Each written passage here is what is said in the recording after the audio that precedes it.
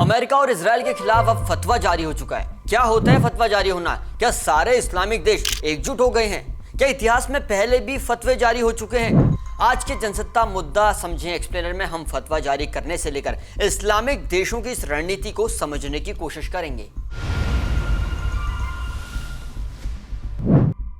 राष्ट्रपति Donald Trump और Israel के प्रधानमंत्री बेंजामिन नेतन्याहू के खिलाफ फतवा जारी किया गया है। यह फतवा ईरान के टॉप शिया धर्मगुरु ग्रैंड अयातुल्लाह नासर मकरम शिराजी ने जारी किया है। ईरान और इजराइल की लड़ाई के बीच अमेरिका का उतरना और फिर ईरान के परमाणु ठिकानों पर वो सबसे बड़ा हमला करना, इस सब में ईरान ने दोनों देशों को बराबर का दुश्मन माना है और अब यह भुगतान ट्रंप और नेतन्याहू दोनों को करना है। कैसे? एक फतवे से उन्होंने इन दोनों नेताओं को एनिमी ऑफ गॉड बताते हुए कहा कि दुनिया भर के मुसलमान कुछ ऐसा करें कि इन नेताओं को ईरान पर हमले के लिए पछताना पड़े। फतवे में कहा गया कि जो कोई भी ईरान के सर्वोच्च नेता को नुकसान पहुंचाने या धमकाने की कोशिश करता है वो मोहरिब यानी जंग को पसंद करने वाला अपराधी होगा। इस तरह का फतवा पहले भी निकाला जा चुका है। आपको बता दें कि ईरान इजराइल युद्ध के वक्त ईरान ये मानता है कि अमेरिका और इजराइल ने उसके supreme leader Ayatollah Ali Khamenei को मारने की कोशिश की है और यही वजह है कि उनको फतवा जारी करना पड़ा। लेकिन सबसे पहले आसान भाषा में ये जानते हैं कि फतवा किसे कहते हैं और ये कौन जारी करता है। क्या होता है फतवा?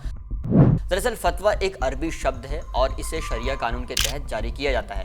फतवा किसी मुद्दे पर मुफ्ती द्वारा जारी किया गया धार्मिक निर्णय या राय होती है जो टॉप धार्मिक गुरु जारी करते हैं। फतवे को कोई मौलाना या मौलवी जारी नहीं कर सकता। फतवा सिर्फ मुफ्ती की ओर से जारी किया जाता है जिनके पास कुरान, हदीस, इस्लाम और शरिया के बारे में गहरी जानकारी हो।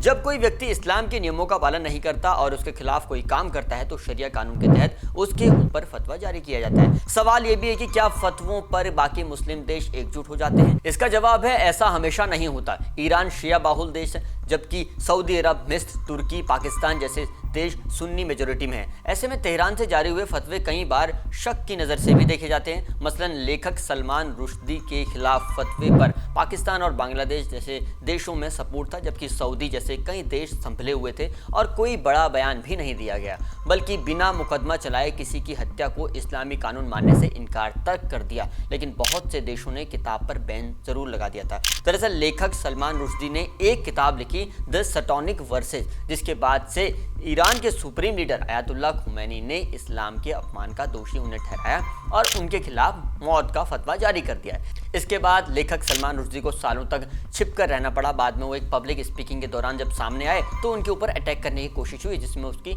एक आंख भी चली गई। जिस तरह से इजराइल और अमेरिका पर ईरान ने फतवा जारी किया है ये सांकेतिक है लेकिन कई बार ये खतरा भी हो सकता है। इसके अलावा पहले भी ईरानी मीडिया और कई धार्मिक नेता नेतन्याहू और ट्रंप को दुनिया में फसाद फैलाने वाला कह चुके हैं। इजरायली प्रधानमंत्री बेंजामिन नेतन्याहू और अमेरिकी राष्ट्रपति डोनाल्ड ट्रंप को अब ऐसी जगहों पर जाते हुए खास सावधानी भी बरतनी होगी जहां ईरानी नेटवर्क एक्टिव है जैसे लेबनान, सीरिया और यमन जैसे देशों में। सवाल यह भी है कि क्या नुकसान पहुंचाने का फतवा इंटरनेशनल कानून के खिलाफ नहीं? तो आपको बता दें कि कोई देश जब दूसरे देश के नेता को धार्मिक आधार पर वॉरलॉर्ड कहे तो ये कूटनीतिक तौर तरीकों से अलग है। लेकिन क्योंकि ये फतवा सरकारी आदेश नहीं होता बल्कि धार्मिक संस्था की तरफ से आता है लिहाजा उन्हें इंटरनेशनल कोर्ट तक नहीं ले जाया जा सकता। आज के जनसत्ता मुद्दा समझे एक्सप्लेनर में इतना ही। आगे किस विषय पर आप डिटेल वीडियो देखना चाहते हैं कमेंट बॉक्स में लिखकर बताइएगा। मेरा नाम है मनोज। शुक्रिया।